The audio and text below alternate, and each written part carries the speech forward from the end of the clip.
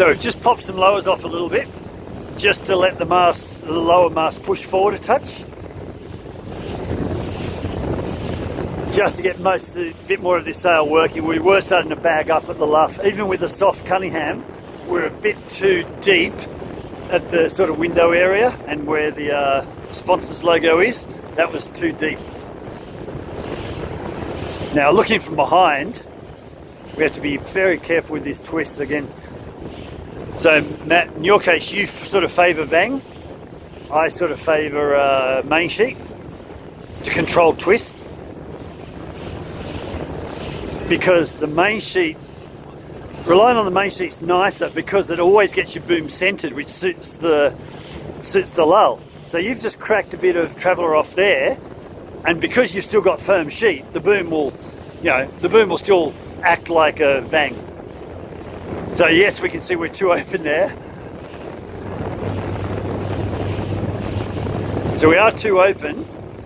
So we have a choice now. If you're finding yourself dropping that much traveller down that frequently, because the breeze has come up, absolutely Vang. Okay, let's tack. So it's a case of how often. That's nice, that's nice, that's nice. Really much better. I like that sort of round up. It takes several seconds to round up.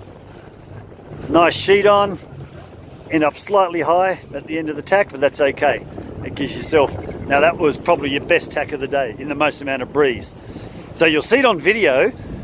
I like the fact that you've started the tack. It's a round up, but John, you can still be on the wire, the jibs can still be cleated. You're not committed to that tack. You can bail out if necessary, but you've started the round up, and it should be a slow round up, as every round up should be, whether it's a gust, a lift, or a tack. We're not in a hurry to round up.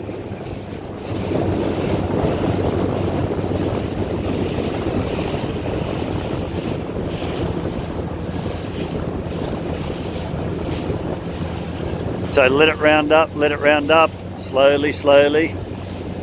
So we don't need to drop the traveller down unless we've done our best with rounding the boat up. So some waves on the bow. We're probably at the stage where we don't have to worry too much about it. We've got crew on the wire, we're doing 9 knots I can see on his puck from here. So plenty of power, that's all we need through waves.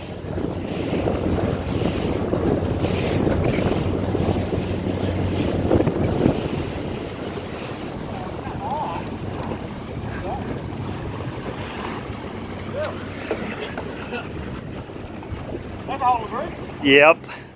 So without sounding overly critical here, guys, we know there's two things. There's going to be a big lull and a big knock. A big lull and a big knock, even if it's a velocity knock, in other words, an apparent knock. So we actually need to do two things going behind lulls, behind a ship or a boat, doesn't matter. That is, crew inboard, that accounts for the lull, and go into the lulls in low groove. Those two things absorb the lull and the apparent knock. Now it's not a real knock, it's only an apparent knock, a velocity knock as the Americans call it.